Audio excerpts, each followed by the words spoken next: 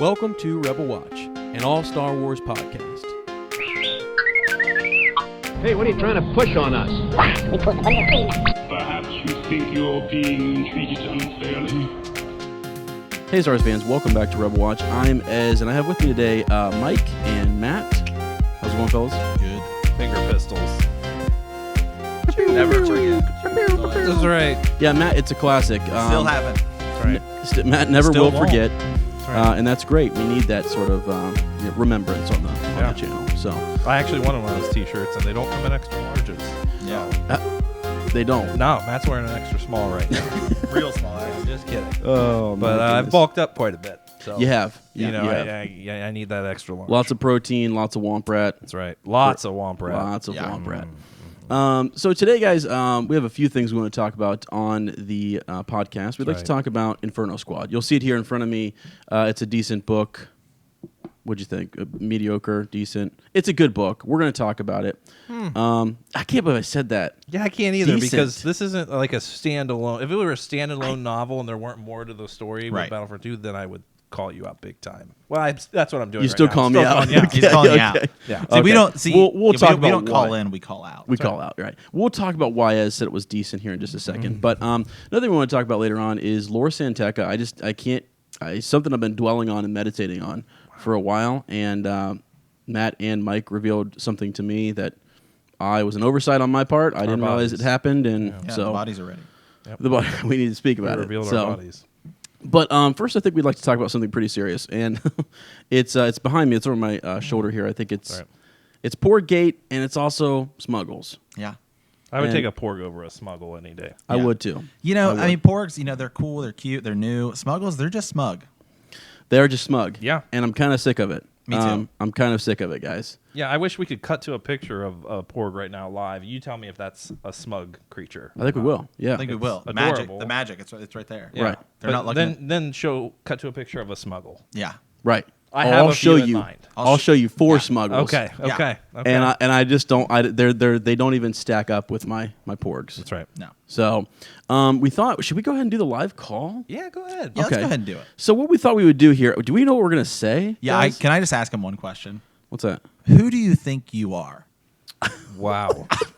Okay. So No, I mean, bold- like, who are they? Are they Bold statement. yeah, I know, right? I mean, yeah. Are they? Yeah. Smuggles? Are they? Right. I don't know. Which is Wizard? What's going on? I don't know. So I only know the Force. just because we want you guys to kind of bombard this podcast with maybe some voicemails, some messages. Wow. There's a podcast called Swish and Flick podcast, and you know what, Mike? Yeah. The smugness. It's so smug. I can sense it over the radio waves. Can you not? So yeah, I It's can. they actually. I think it's to the point where like we've asked them for a trivia trials Yeah.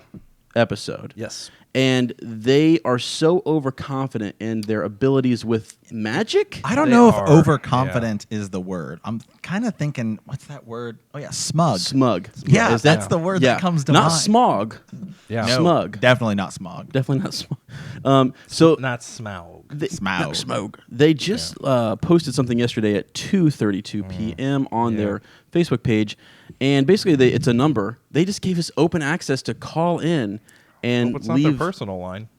I hope it is. It actually, when I dialed the number, it actually says, guys, it shows you where they're from. So It's probably a have fun. Google number. Yeah. It is a Google number, but That's okay. we're gonna give it a call. And Matt, You know, what if no one answers? the Google subscriber is not available. It's awkward. Who do you think you are? Yeah. There's just so much smugness. Yep. Yeah. And I'm just going to go ahead and say it. You know, go check out Death Battle, Harry Potter versus Luke Skywalker, and see who'd win. Mike? I gotta be honest, guys. I think when they hit how many 30,000 downloads or Right, something, yeah. that's there was a change of character. Wasn't there? Yeah, Could you an sense it? aura of celebrity and arrogance Right. that I haven't seen in a long time. Right. Same. Okay, Could you just like expecto Patronus out or whatever it is you do? I don't, Expelliarmus, There's a charm for that. Expelliarmus, you the smugness That's right. Right, guys. There's been a change. There's been a disturbance in the Yeah. Force. in the Force. We've sensed it, and we're calling you out on it. So we would like we would like a response. Yeah. To be And quite I think frank, they could hand over a couple of downloads too. I think go ahead and put those on our Podbean page. Yeah, we could. right? Yeah, we could, I really think they I mean, could. why you got to yeah. hoard all the downloads? Right. Yeah. You know, that's pretty arrogant. It's pretty arrogant. So It's not arrogant. What's the word we're looking? Man, hold It's- on. It's like 4 letter. Yeah, smug. smug. Yep, it's smug. Yep. So it's smuggles, #smuggles, and we're calling them out. So They're we gonna hope to hate hear back. this. They're gonna They're hate really it. hard. They're gonna hate it. We love you guys. Hopefully you're doing well. Hit us And- up soon. Yeah, we'll see you on the Quidditch, whatever. Right on the Quidditch pitch. Something. Yeah, I don't know. Right. Yeah. #Hufflepuffs. All right. May the force be with you. Yep. Okay, so that was fun. That was just a quick live call to our friends at Swish and Flick. When to leave a message, feel free to go to their Facebook page and leave them messages. Tell them how awesome Star Wars is, and you know, Yeah, You definitely need to let everyone know that they are friends of ours. they are. They are. And, They're our friends. It's it's a friendly, competitive smugness. smugness. Right. And I mean, it's just. I mean, guys. I mean, But I do want to call it Harry one. Potter versus Star Wars. Obviously, Star Wars. That's what I thought. Right, but there is one thing I want to put on their Facebook page. It says they're very responsive, and I'll be quite frank. I shot them a text today, and it was about 20 minutes before I got a response. And we just called in and they didn't respond. And That's true. So Straight to voicemail. yeah, kind of smug. kind of smug. Well, All right, moving on. So another thing we want to talk about today, we want to talk about Inferno Squad, my friends. So let's start with Inferno Squad. Overall initial thoughts. Let's go to Matt first. What do you think? Overall initial thoughts on Inferno Squad? I will say this: I'm really excited to see where it goes leading into the game, because I think that it's actually it's really interesting that we're getting a book before a game. That's like really new. That's like not Kind of like Halo, though, right? Didn't Halo? Well, or were they like intermingled? they in there? did books and stuff later. This is actually the first game I can think of that has a book before. But of course, it's obviously a licensed title, so it's referencing the movies and stuff. But the book itself, I'll say this: the first third is like really good when when she's like doing the Death Star battle and the Death Star explodes and she's Spoilers alert. Oh, sorry. Yeah, we. Yeah, sorry guys, it's Star Wars. It happened a long time happened in ago. episode Galaxy 4. far, far away. If you don't know about it yet, Sorry. okay. So, but anyway, so she knows she's there and the Death Star explodes and she's just so shocked. Yeah. Yep. It's almost like we see it again in the trailer for Battlefront 2 where she sees the second Death Star explode and she's like in complete disbelief. And it's actually really interesting and a really cool idea. And then the middle third of the book, I think as you and I have talked about this a little bit, it kind of drags on a little bit, but then the ending again, man, just really pulls it back. The thing I'll say about this that I really liked, kind of as we saw with Rogue One, is we're starting to get why the Empire is so bad, and we're starting to get why, because it's always just they're there, and it was always about Sith versus Jedi. Now we're seeing like this idea of like, well, what does it actually mean to be a rebel, and what does it mean to be an Imperial, and what that difference is. Right. Yeah. Can I go back to something you said about Iden and her overconfidence? Yeah. On the Death Star. I think you were looking for the word, and it was smug. Smug. Okay. Wow. So I think she was a little smug when she started. She there. was. And I don't know. It was a really good part for me too, though. So Mike, what did you think about the? I agree. initial thought? I think there definitely was kind of a lull in the middle. The end didn't bring it home as much as I wanted it to, but it left me intrigued for this game. And I think the game is going to be the explosive aspect of where we're going to learn who this stepdaughter is that's apparently the Imperial informant and things like that. Right. And there was just too much grappling with Iden and her morals here for her to not experience some real conflict here soon. Right. But to me, this was a great setup of where you're getting to know the characters and why they matter, and to give you an idea of the Empire's just violent nature, which we see where they're just like murdering people or blowing kids up left and right. But then also the intimate side of them, to where, I mean, even with some of these dreamers that they were working with on Saw Gerrera's side, they feel compassion for them and things like that. So it set it up really nicely for a huge conflict where there's gonna be more battles and stuff. That's really hard to convey that stuff in a book. And I thought Empire's End did a decent job of it, but you still can get very lost in that stuff. So I liked it that it set up the characters, and that's what it was about, was this team, some of which we don't have now and they won't be in the game, but most of them still are. I think Sane or whatever her name is. Sin, yeah. She's the only one that's gone. So all these characters will be in this game. And do you think they replaced, just real quick, I mean, we're jumping right to it here, but do you think they replaced Sin I do. in the game? Like they'll be a member? I would imagine that they're really going to push. I mean, the Battlefront's all about multiplayer, and so they haven't really shown anything on the campaign itself. Actually, there's some stuff kind of coming out right now about whether or not there'll be like galactic campaigns. Like if you remember in Battlefront 2, the old Battlefront 2, how you could do the kind of galactic conquest mode. And so it's obviously going to be they're going to be pushing this idea of multiplayer. So I would imagine it's probably going to be maybe squads of 4. So I would imagine there would be a 4th member. Okay, that would be cool. Yeah, that would make sense, wouldn't it? Yeah. Yep. Yeah, it'd be neat to get her for like the campaign. I mean, obviously the big multiplayer maps will be like 40 or whatever. But. Here's a weird question, but like think about Sin for a second and her character and what she brought to Inferno Squad. Are we gonna get a team member like Sin who is in intelligence and multiple languages, or for a Battlefront game, is it gonna be more of a heavy hitter? Like what do you think? Well, is there any speculation or any rumors out there? Not really so far. They have the only thing they've really shown so far is. The initial gameplay, which actually you were able to play some of the early beta if you were actually like at E3 or Gamescom and Tokyo Game Shows right now. EA is not really heavy there, but usually companies will release kind of stuff. American companies will release stuff during Tokyo Game Show, which is mostly just like Sony, Nintendo. Well, not Nintendo, but the Japanese companies. But usually they'll still kind of just to keep up. And so I imagine we'll be getting more, but there really mostly it's just been kind of like, hey, space battles are back, heroes are back, and I think the only battle you could play at E3 was Naboo, which looks like amazing, especially like on a PC and like 4K. I mean, it looks utterly amazing. So cool. Yeah. Okay, Mike, what do you think? I don't know if I don't think Inferno Squad's gonna be a like sneak behind the scenes undercover thing anymore. I think I think their job is done. Yeah. I think now they're more. This is going to be, I mean, who the storyline I think will follow. Who's this Imperial informant? I think this is going to trouble Iden throughout the story. Right. But I think this is going to be more action packed. This is going to be violent. This it's not going to be behind the scenes. We're not going to need those translators or anything anymore at this point. I mean, they may be going behind the lines and things like that, but it's not going to be. They're not going to be working with dreamers in this storyline anymore. Right. So I don't even think it'll be necessary to have someone replace. That individual. Okay, cool. I mean, that's cool. So let's just jump back into just the book a little bit and sort of the nitty-gritty about the book, what we liked, maybe what we didn't like. I think let's talk about the overall. The easiest thing to do is talk about the plot and sort of the sequence of events. What do you guys think? How do you think that went? I mean, you mentioned it just a little bit, so I'll let Mike kind of talk about. How do you think that went? I thought just don't give out spoilers.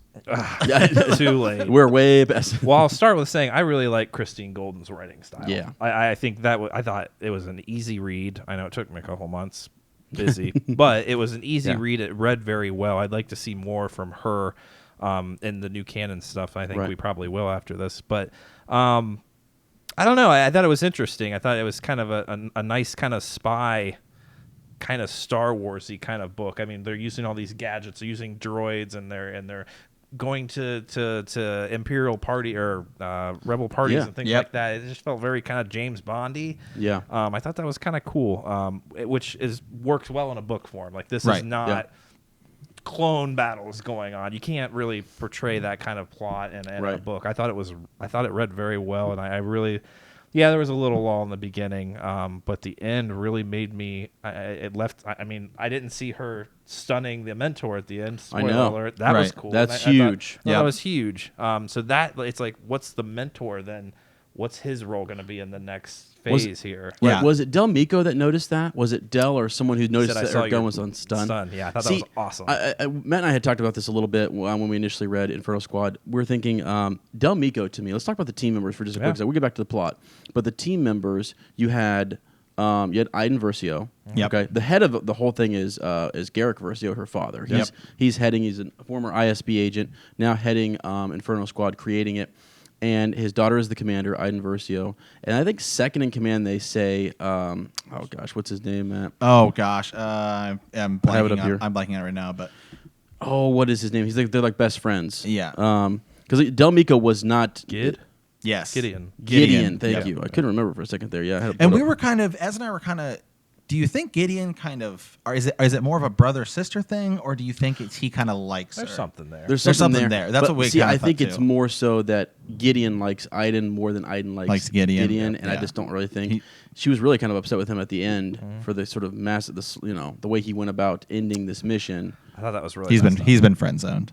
He's definitely done now. I think Yeah. she's lost some respect for him, and she's gained a lot of respect for Del Miko. Yeah. So I actually really like Del a lot. I Yeah. think he's one of the smartest guys on the team. I really liked Sen. I love Sin. I mean, yeah, I thought. No, Sin was great. She was a She's really great cool character, but And with the plot and the characters, then I think the book really allowed each character to have their own struggles. yeah. In certain moments, and then like you talked about with Gideon at the end, like they talked about how ruthless the Dreamers were, and we already know how ruthless the Empire can be with the Death Star, but like they're sitting here making friendships with these people, and you think that Iden's going to come back, and they'll just get out without they just slaughtered them all. Yep. Yeah.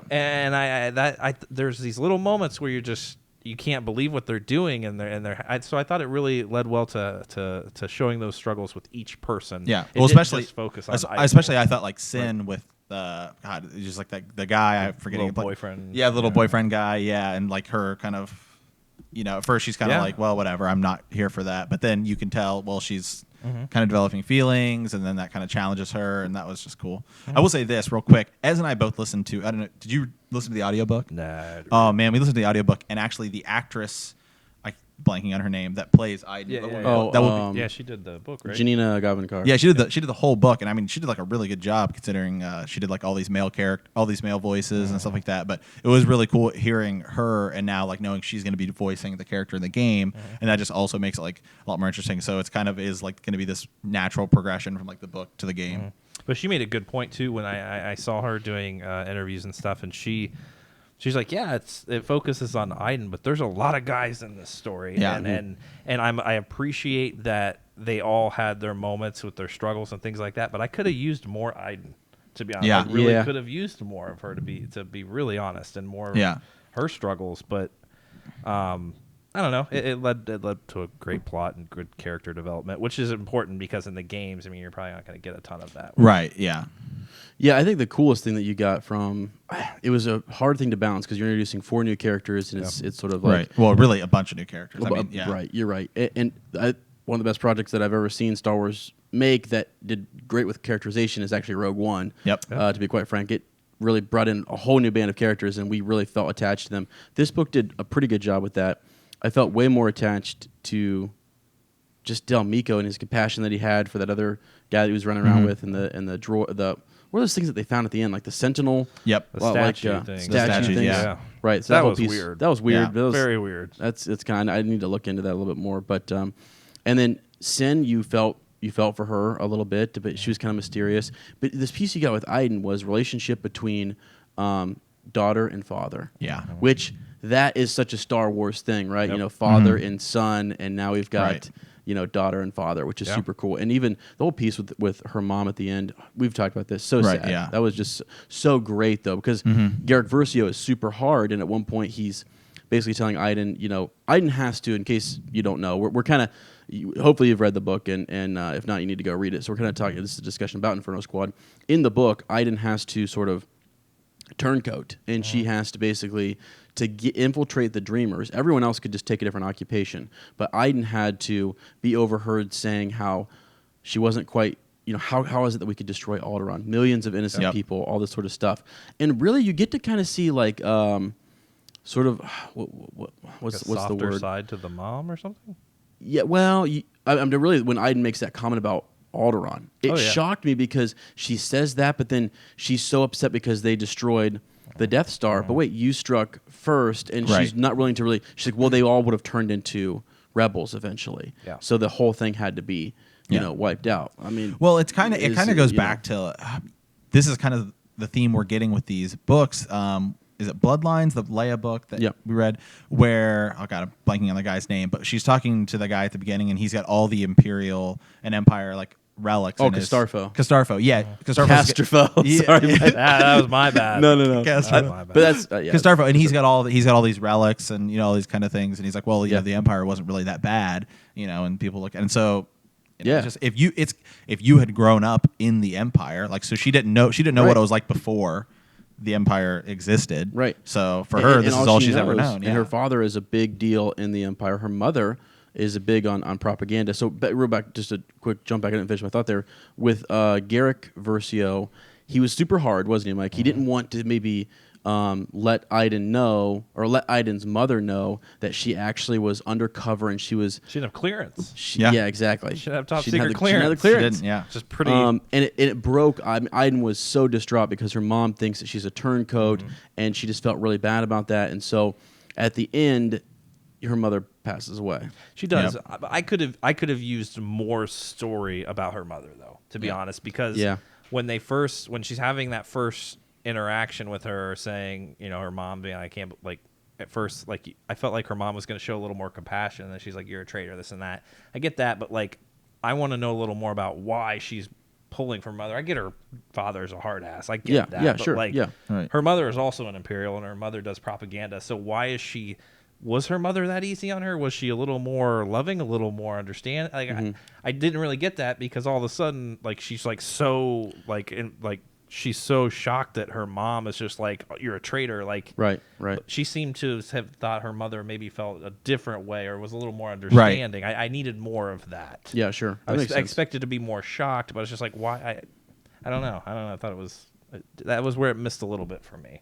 Yeah, I mean, it was redeeming in the end because you got to see really only the part with her father, with Garrick saying that he had let her mother know Yeah. Right. that she was undercover working for the Empire, doing things that would really help it expand and root out some of the informants and stuff inside of the Empire. That was cool, but you're right. I mean, her mother was sort of like you could tell there was a connection though, and you could tell that she really cared. I could sense it, yeah. And there was more of an emotional, like maybe what a daughter would need from a parent with her mother, Right. and less. And her father was more. She knew what to expect and knew that he wouldn't give an inch. I guess I just look at it like Jen Erso. I mean, she knew her parents when she was super young, and then she sees her dad however many 10 years later or something. Right. I don't even know. And there's that connection and that understanding. But like, Iden's been with her parents her entire life. Yeah. I don't know. I expected a little more out of that with her development, but. Can we talk for a second about? I think it's genius that what they're doing. I mean, Story Group and the people who are kind of like tying in and creating these storylines and these threads and working with the whole big picture, right? You have Rogue One, where you have basically a turncoat informant working inside the Empire who gives the plans or lets them know that there's a flaw built into the Death Star, and then Inferno Squad follows that up with our whole purpose is to root out people like Galen Yep. Erso. Yeah. I mean, I was just like, this is genius, and there was actually, even go back to the Thrawn book, you could see some of that when we were talking about Thrawn. Some of those different people who were there for their own reason. You had spies inside.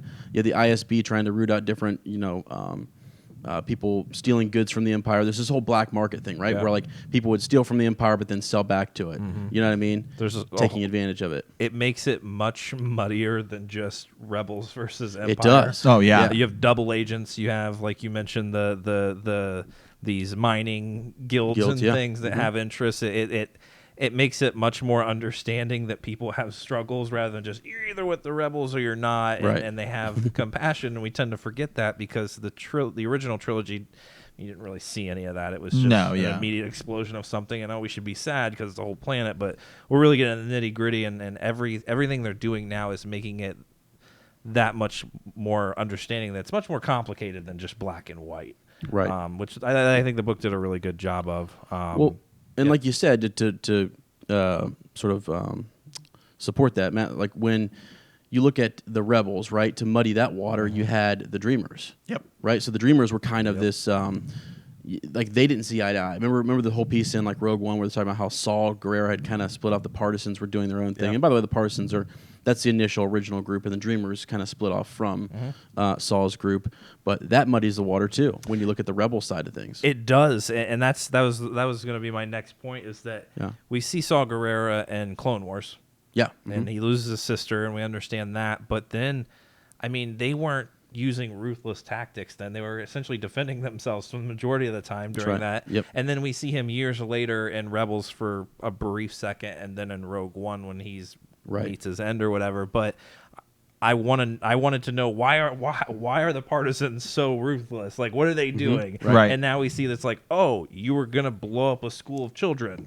Yep. Right. Okay, that's pretty crappy of you. Like Yep. now I understand why they don't want to be a part of that. And you have people even within the Dreamers saying, well, like the mentor Right, who sure. associates with them, but Yes. is like, I don't want to be a part of that. Right, so right. I thought Right. that it did a better. I still want to know more about them. Right. And I'm sure we will in the game, but it made me understand a little more why Saul was kind of butted out. Yeah, well, I mean, because people probably associate the partisans and the Dreamers really closely with the rebels. You know, Right. Iden is probably thinking that, right? Oh yeah, absolutely. Yeah. So Absolutely. I think that sort of it muddies things, and it's like, oh crap, that's not who we are. We're not. That's not Yeah. the rebels that we know. Yeah, And it's a then- great addition, I think. Yeah, and I don't think there's not anything coming out in between that's like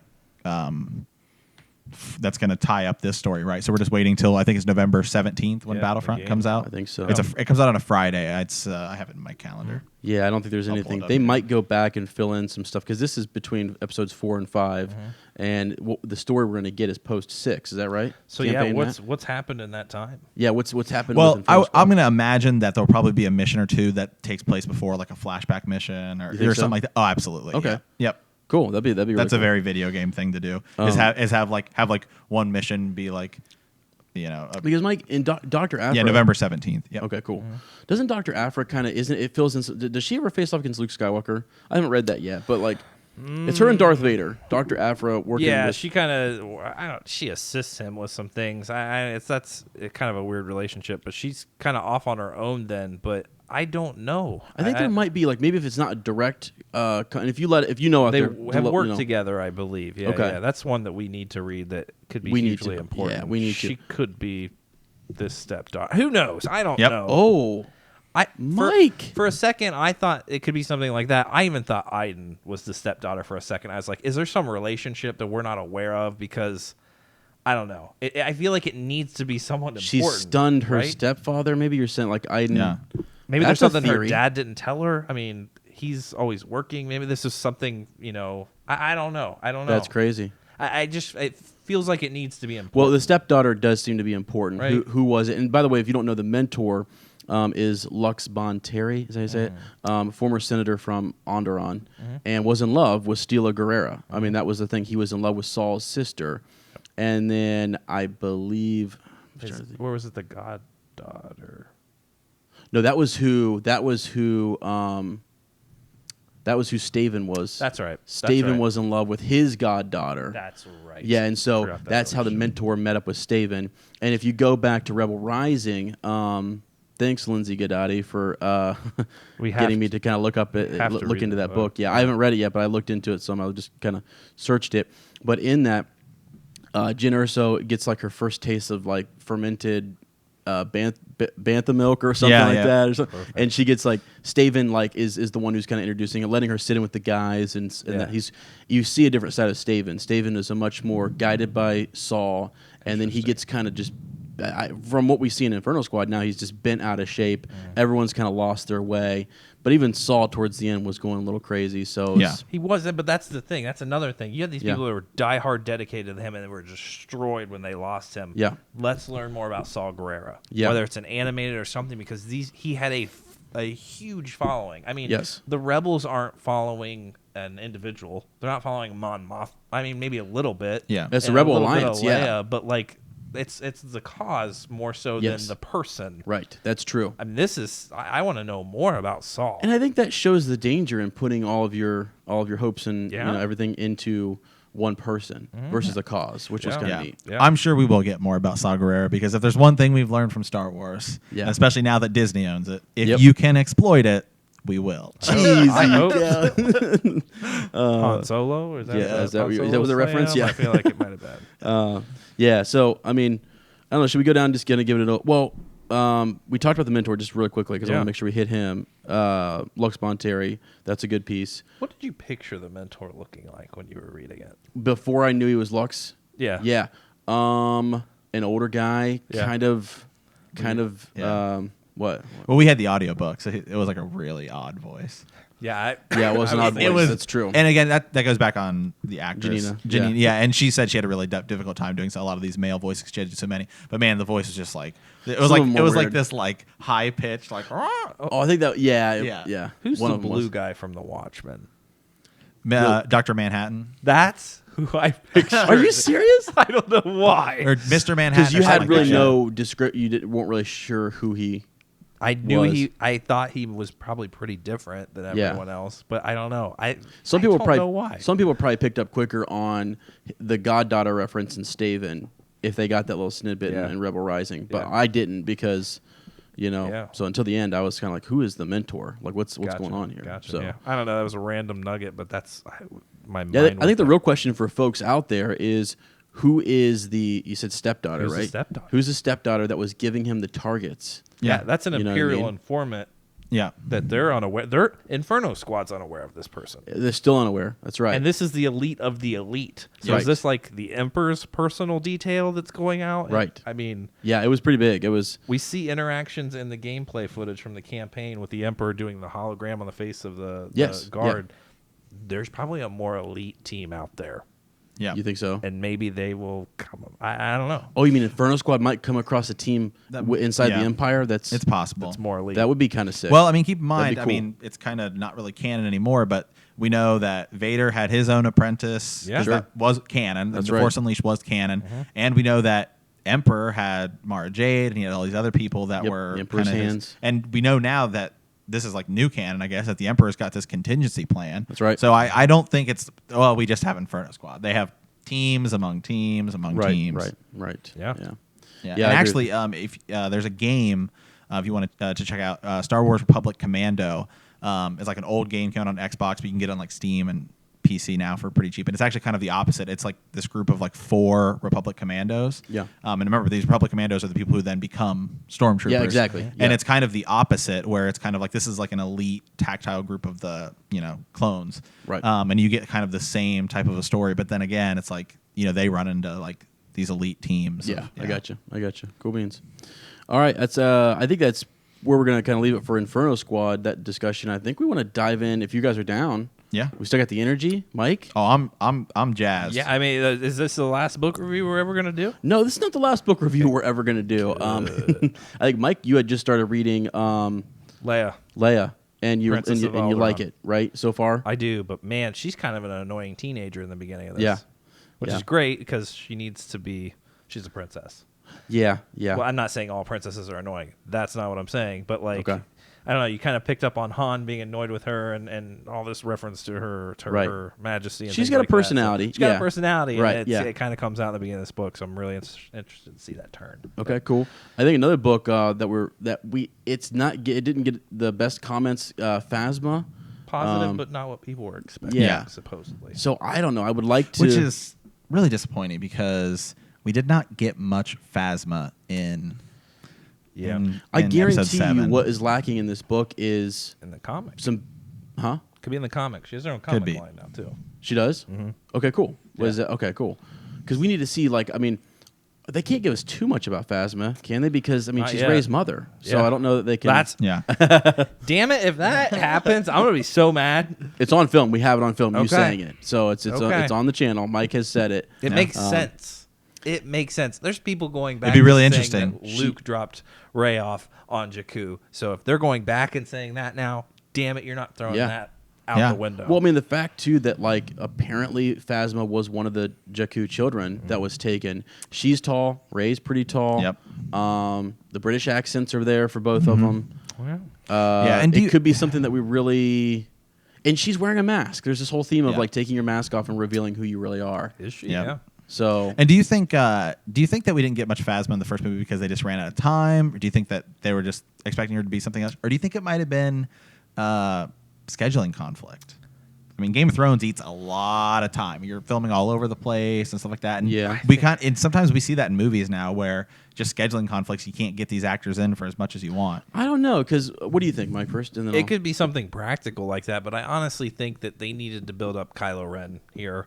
And I Right. think Snoke, I mean, Snoke's going to be a huge character, obviously, Right. but we didn't learn much about him, but I feel like they needed to build Kylo up here as the villain and the lead villain here that we're really going to be interested in. That would have been tricky, I think. Okay. I wanted more from her. I think they should have put more in, but not too much more to where you kind of just like, okay, should I be like, am I more interested in Phasma here? She seems pretty badass, but Kylo, he kind of seems like a baby. I don't know. But Well, keep in mind, this guy didn't even have a line in Empire Strikes Back. He was just there, He's got his own bobblehead, and everybody loved him. And so then he turned cut into out back there. So I That's mean, true. It could be something practical, though. right. I don't know. Yep. I kind of think it might be. It's just one of those minor roles. Could be a combination of a bunch of different things. Yeah, and I think the other thing too is you got Hux that you have to build up. You've got You know what? Snoke. You've got Hux- Kylo. You have a lot of players on that side. We're gonna have to do a podcast about Hux sometime because I have all these big theories. He's Really? he's the one character that like nobody's talking about, and I think he's like a pretty big deal. I mean, he is. Snoke listens to him just as much as he listens to Kylo Ren. Mm-hmm. Yeah, I mean, yeah. and They're both I in there think talking to him. they're having a clashing dynamic. We didn't see anybody clash against Darth Vader. Well, he's been there You know since what I the mean? beginning Like, too. That's Don't true. Forget that with the first That is order. true. Hux has a lot of pull because was it Aftermath? We learned that Senior Hux takes Junior Hux into the unknown region, and Hux is actually in charge of the children, the Jakku children, and their training. Well, so you're right. I mean, maybe he's the first one to meet Snoke. I think there's a lot there. I think after Last Jedi, he's going to turn into a big, huge deal, and it's going to change the total dynamic of the trilogy. Yeah. Yeah, I like that. I mean, I think it'd be. I like the actor and everything. So, but yeah, like going back to the Phasma thing, it just could be balancing all the different.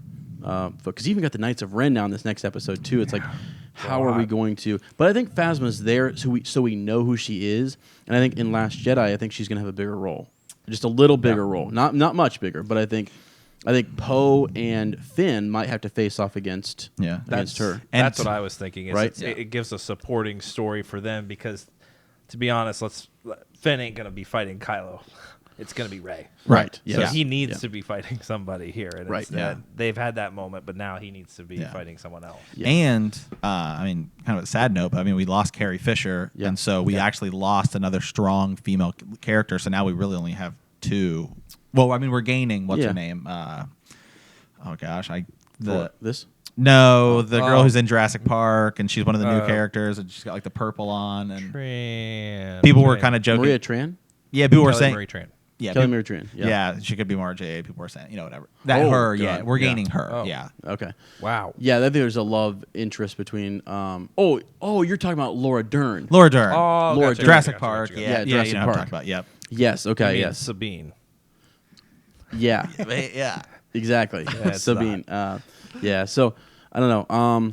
Let's dive into something. Let's switch gears just a little bit. What we wanted to talk about before we started the podcast, we were talking about Lor San Tekka, and it kind of takes us away from the Phasma conversation and this side of Finn and Poe, and into what Rian Johnson I think wants to explore in The Last Jedi, which is the ancient sort of nature of the Force and what's going on there, right? So, what do you guys think this? I mean, it's been out there. I guess I didn't really realize it that Luke actually gave the map to. Oh, go ahead. Yeah, No, go I ahead just and read it. I just had a thing that said in 2015 we see Lor San Tekka give give Poe Dameron the map, but now it's kind of been confirmed that Luke gave Lor San Tekka the map. The map. Right. It's in a like a visualization guide. I think they were talking about Yeah. maps. Right. And they happen to drop this nugget of the story and talking about maps and how they're useful. Right, And okay, sweet. Thanks for the information. So I don't think that Luke. I don't think that. Here's what I think when I read that when I first heard about it. Luke did not give Lor San Tekka a map to where he would be. Right. He gave him a map to the first Jedi temple, perhaps. Probably. Which is then where I'm thinking is that the rumors are, where did Luke go? And Lor's sitting around thinking, this might be where he went. This might be where he went. Do you think you would just give him a random piece of a map and just say, This is just a treasure or something? I don't know. I Because think why did it take 7 years for Lor San Tekka to bring it forward? There might have been more conversation where he said, wait until this time. Like Luke could be having premonitions and visions. I mean, Well, they're and being you- tracked too. Don't forget that. Yeah, they're being tracked, and Yeah. R2D2 is also shut down, and maybe Lore knew R2D2 had the other piece, and R2D2 was shut down, so the he's like, database. this doesn't really do anything. I mean, if they found them on that little desert there in the beginning of the movie, I mean, it's Here's what I think, Mike, because what Lor San Tekka actually says is this will begin to make things right. Perhaps he helped conceal Luke. Right. You know, and maybe you're right. Maybe he did know that that's where Luke was going to be. And so it was sort of like, it's time. I need to hand this back to his sister, and this is a family matter.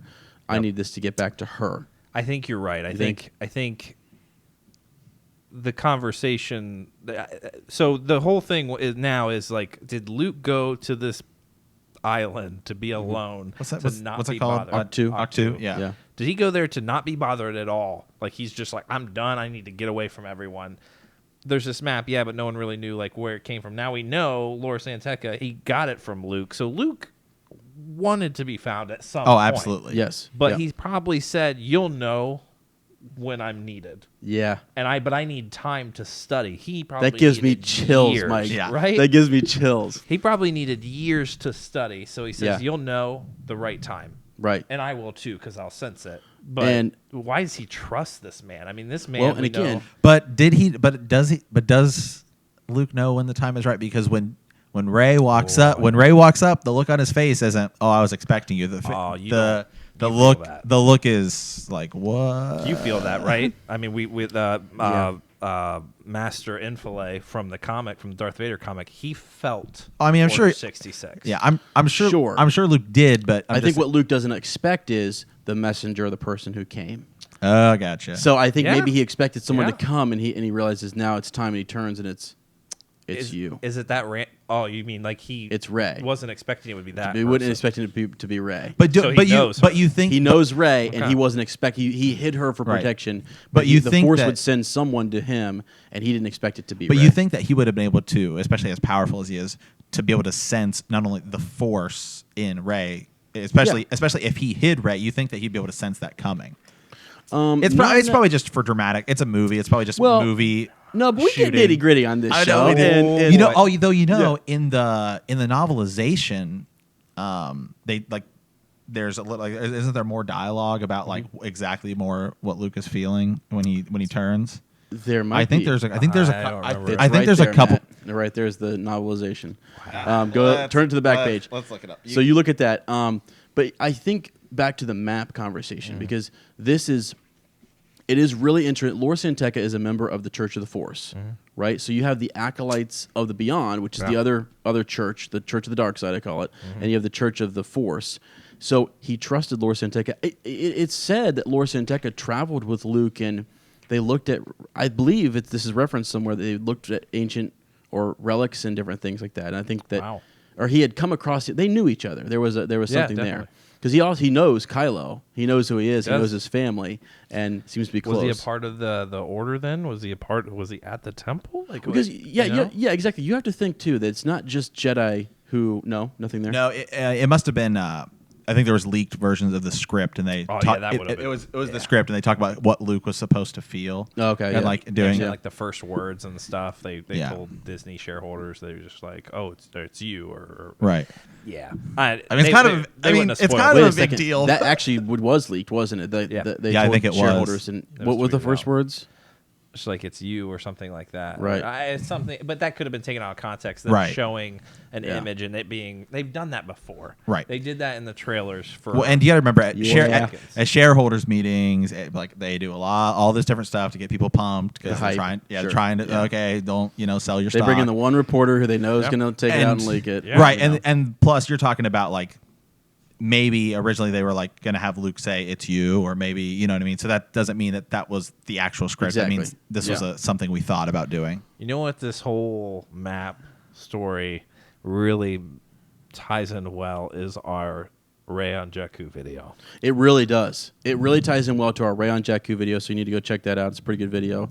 It's kind of what Mike and I start. It was our first theory, wasn't it? It was. First, just sort of sit down theory. Here's what we think happened, and everything goes back to Jakku. But I think more so, if it's true that Luke gave this map to Lor San Tekka, we've always said this. Everyone has said this. There's too many. They're not coincidences. It's not a coincidence that Lor San Tekka, the Millennium Falcon, the map to Luke Skywalker, and Rey, and the Aftermath Observatory And the are all Falcon. on the same. And the fact that it was R2D2 who had the map. I mean, Right, who had the other database, Right. and it kept it right. So I That think speaks a now- lot too, because he trusts R2 Oh boy. more Yeah. than anyone probably.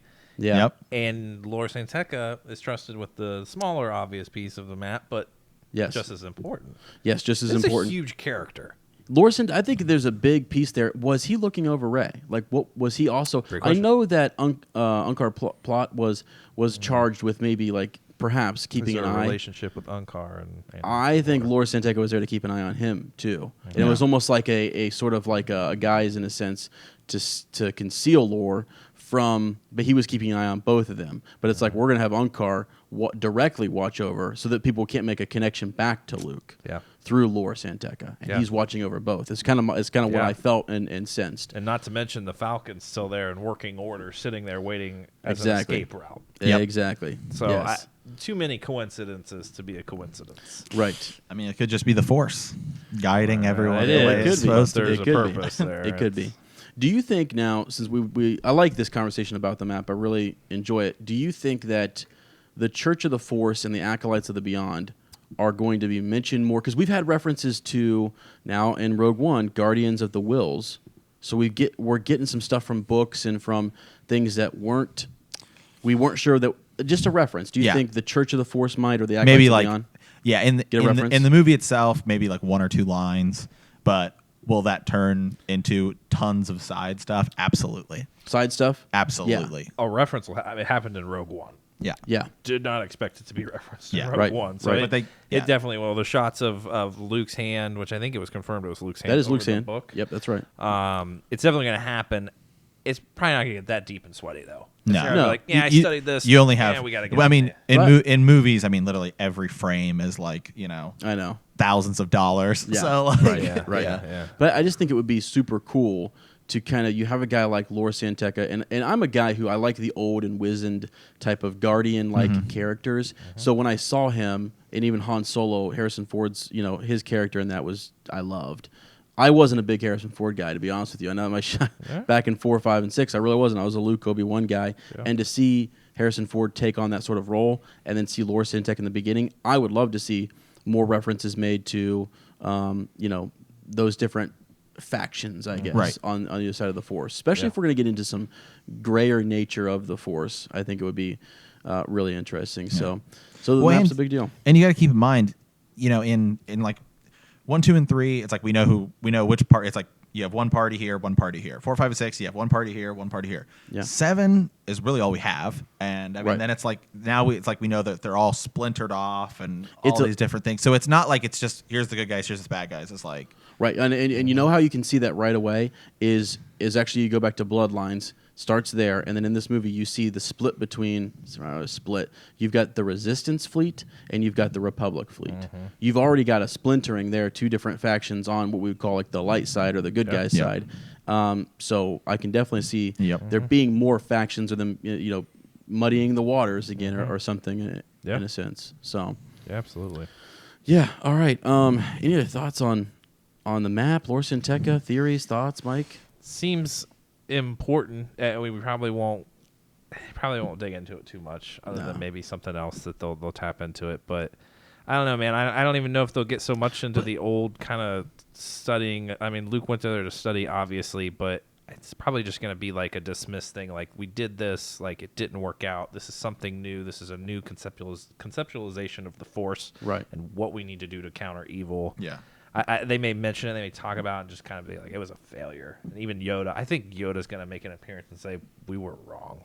That's fine. That would We be were great. wrong. Good. He should he because it's all on him and Mace Windu. Right, it is on him. All Yeah, on It- him. it's all on him. Matt, what do you think about this? Just really quick, this idea that so we're still trying to figure out who Rey's parents are. Right. Okay, And they've confirmed that we will not find out who they are in this movie. I think so, Mike. Is that right? Like, I think they flat out said you will not know in this movie, and or that it's not, or that you might know, but it's not it's significant. not that big or of a it's not- deal. No, I think we're going to learn quite a bit about Right. Okay. her parentage, but it's not going to explain everything. Yeah, I'm kind of starting to think that what if her parentage is not really? We've overhyped it.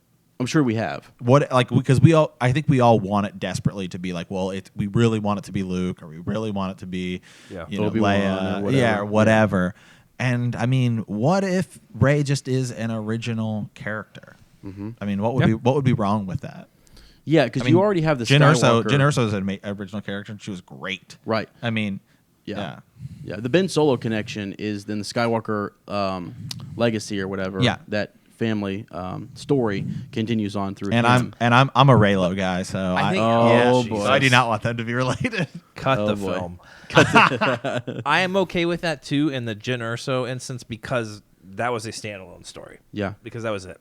Yeah. This is the Skywalker lineage we're talking Well, we have about that. I mean, here. yeah, we have We that have one. with Kylo, but like I think she needs to have some sort of If she's the protagonist. You know, She is the I will say I will. protagonist. Yeah, I read this. It was on Reddit or something. It was somebody was talking about this when all this stuff was coming on, and they were saying it would make so much more sense if she was actually Obi-Wan, related to Obi-Wan, because he was arguing that he's like, it's not actually about the Skywalkers, it's about like the Kenobis and the Skywalkers. It's like what? but Yeah. it's a Skywalker It is. story. It is, Which it but can get by fans- with just Ben, right? I mean, It can. It absolutely Yeah. can just get by with Ben Solo. And then that opens door for Reylo, which I'm worried may be a thing. yeah. I'm not worried. I'm just sort of like, how are they going to pull it off? But I'm with you, Mike. She's the protagonist. Her parentage has to be, I mean, Has to be a it doesn't have to be too significant because No. do we know anything about Obi-Wan's parents? No. We don't. Well, we know if you read the old Thomas and I read the Jedi Apprentice books. They were excellent. Go read those. Yeah. It's legends, but there's about 15 of them, I think, and it's him learning to become a Jedi Knight. It talks about him missing his family a little bit initially, but then he's taken away at such a young age that. So maybe that happened to Rey. Maybe she was. Yeah. Maybe they tried that practice again Yeah. of taking these kids away from families, sort of like the First Order has done. Yeah. Yeah. And you're seeing that this is not in Yoda's. We were wrong. Yeah, Stop. exactly. Luke, this is not the right way. There's And- attachments and things, and they learned that from Anakin. Yes. And Anakin may himself even be. We think that he's just gone. He's back. Right. He could be having these conversations in this movie Yeah. with Yoda.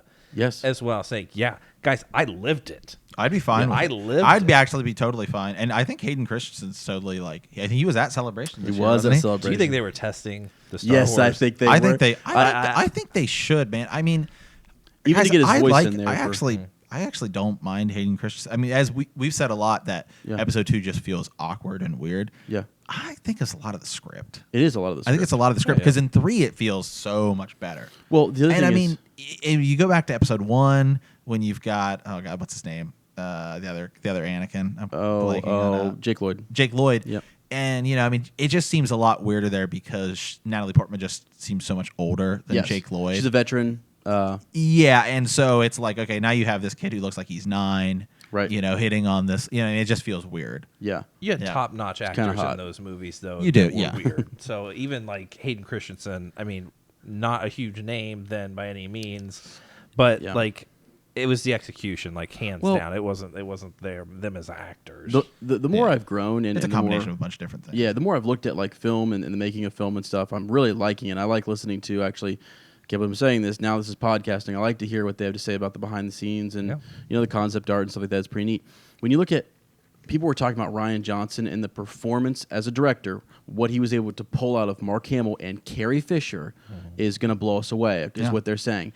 I don't think you had that for Hayden Christensen as a young. And actually, I think JJ went back and he originally said the chemistry between Rey and Finn or Daisy and John Boyega, I'm sure they liked each other, got along, whatever, what have you, but their chemistry on set and things, they said they went back and then they reshot some of that because it just was dry, it wasn't good, and BB-8 Yeah. was a great addition to sort of bridge Yeah. the gap. Maybe. I don't mind that. Hey, Disney clearly has a vision that they're going with. I mean, that's why they fired both those directors. That's why they did a bunch of reshoots. Yeah. And I mean, I don't know. I mean, I'd like to see what Rogue One looked like before they did the reshoots. Yeah. Because I loved what we got. Yeah. So how big of a jump forward do you think the reshoots were? I mean, I Yeah, also think that's a good too, point. That's a good like with point. the prequels, like there was already a story there that had been laid out. Yeah. I think they lost sight of the execution because everyone knew where this was going. Yeah. So we have an idea in our minds as to what happened already, and so I think the execution, we critique it even more so, and it's bad. Don't get me wrong, and they may even lost sight of things as to how that was going to be executed because that story, we already knew where it was going. We had an idea of what was going to happen. They wanted and to in- surprise you with yeah. other things. And in CGI. in defense of the prequels, because I think people kind of forget this. The first 3 movies, I mean, Steven Spielberg saw it before they had like a lot of the music and stuff, and he told George Lucas this is garbage. I mean, Yeah. And so what George Lucas You did mean is 4 or 5? 4. Remember when he watched 4? Yeah, and he yes. said this is terrible. Right. And then he reshot it. It was the biggest thing ever. Right. So then George Lucas handed off 5 and 6, Yeah. and he just sat back and produced. People kind of forget 1, 2, and 3 was pretty much all on George Lucas. It was. He directed Produced everything it, and wrote it. overlooked all the concept art. He was in charge of the whole thing, probably because he was actually probably kind of nervous because he's like, Yeah. how do I do this? That's why 7, 8, and 9 and these other movies, like Kathleen Kennedy's got this huge team. You know, Yeah. hey, let's get JJ, let's get Right. Ryan Johnson, and it feels much more like it's a team of people producing it rather than just George Lucas. Yeah, that's a good point. A lot of this was on George's shoulders, and it was. And you also got to think the extended universe at that point. I think people kind of forget like just how far, because now that Disney's controlling everything, the extended universe was literally all over the place. Because George Lucas just couldn't control it all himself, Well, so 'cause he just let people write stuff and do whatever. So he's trying to manage like all of that stuff in 1, 2, and 3. Whereas this Disney's like, we got a clear cut vision. This is what we're doing. You're not writing stuff. Yeah. In the EU in the early '90s, they sort of knew at that point in time that they were thinking. George had sort of whispered that we're going to go and we're going to make episode 1. So it was kind of like you can't go back and touch that in the EU. So everyone said, let's go post 6, and that's when the Thrawn trilogy came out and everything like that. So it got a little bit more organized, but before that, it was the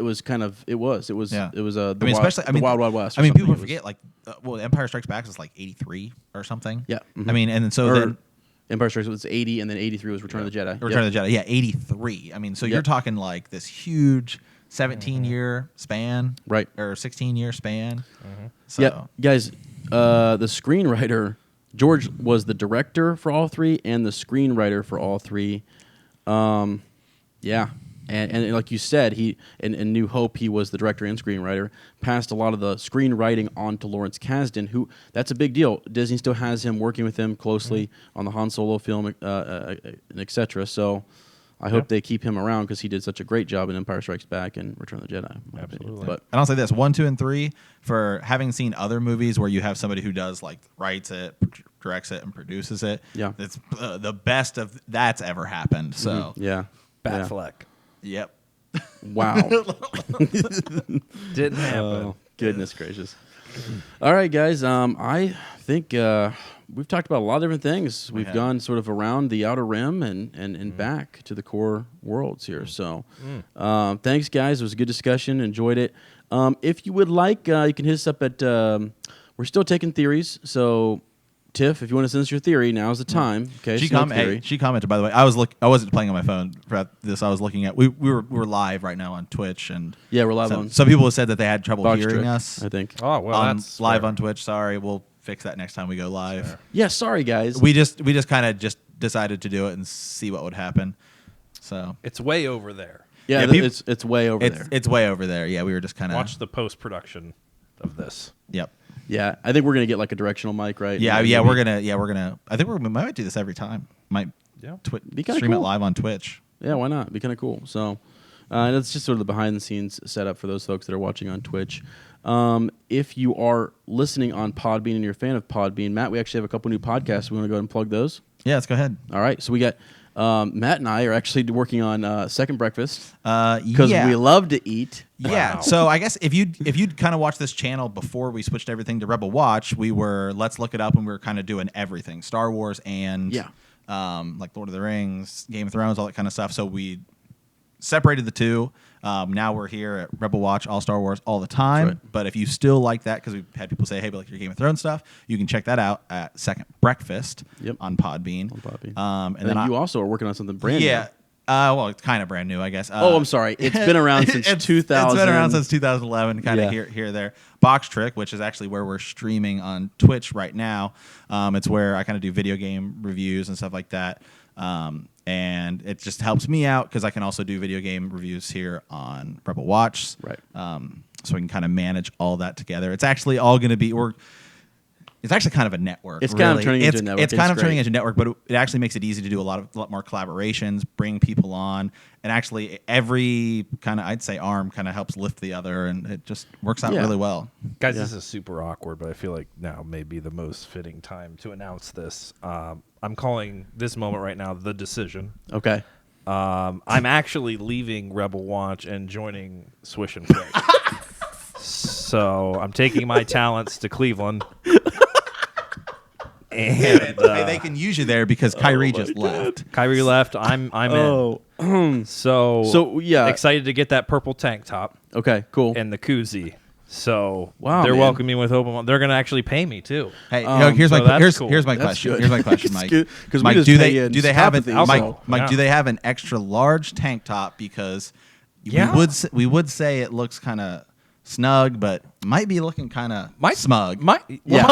If you haven't noticed, guys, my chest is filled out quite a bit That's what here. I'm talking So about. I think I would look pretty nice in a medium tank top.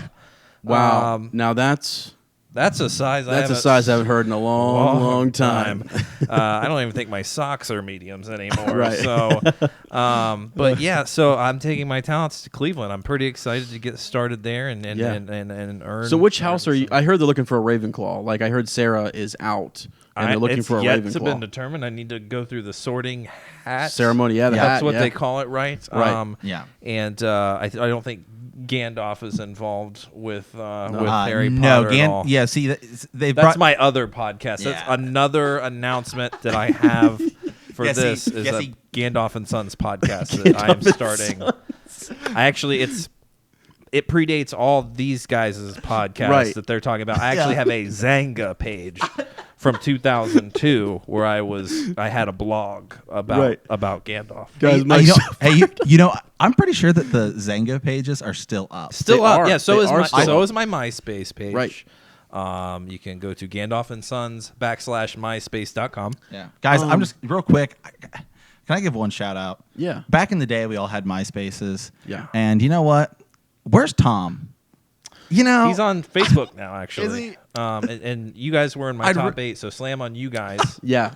So, I'd like yeah. to. That I'd I'm like to moving to reconnect. Cleveland. I'd like to reconnect with Tom. Yeah, you know? me too. What's he been up to? You got to hit him Yeah. up on Facebook. Like, not kidding. Are you serious? Yep, not kidding. That's crazy. So, yeah. That guy's the crazy. most friends in the world. Yeah. Yeah.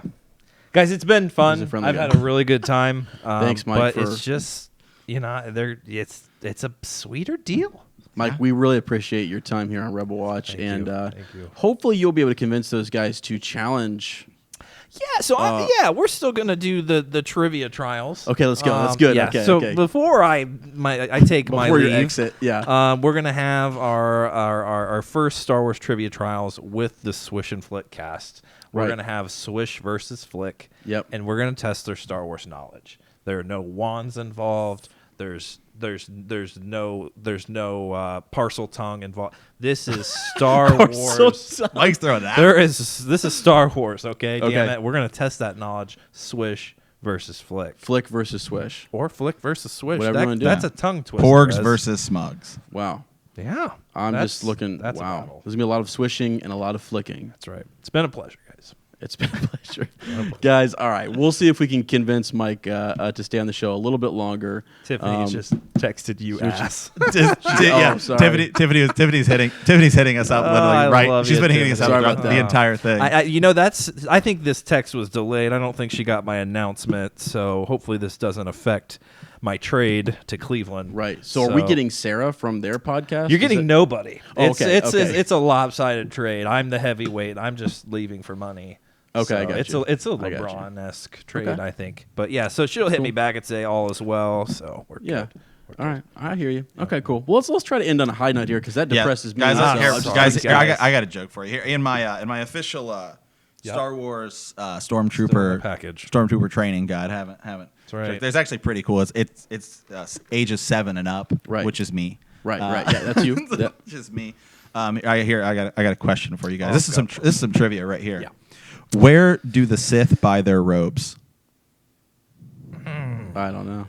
God, I feel like I should know this. I feel like I but did, too. what was it? At the Darth Maul. That's right. Wow. Oh, that's Really, terrible. really some good ones. That's here. a good That's All right, terrible. Mike. Here, I got one more for you here. Okay. What did the Stormtrooper say to the battle droid? Roger, Roger. Why the long face? Hey, like what was your favorite one? The favorite one that he did was the. What do you call Order 66? It's a good start. That's The best one. That's terrible. That's the best one. Guys, Tiffany hit me up and said all is well, that I am welcome at Swish and Flick. So thank you, Tiffany. Mike's swag. Mike's been traded. We got some trades going on here. I've been pushing for years here at Netflix. I wanted benefits. I wanted a 401k.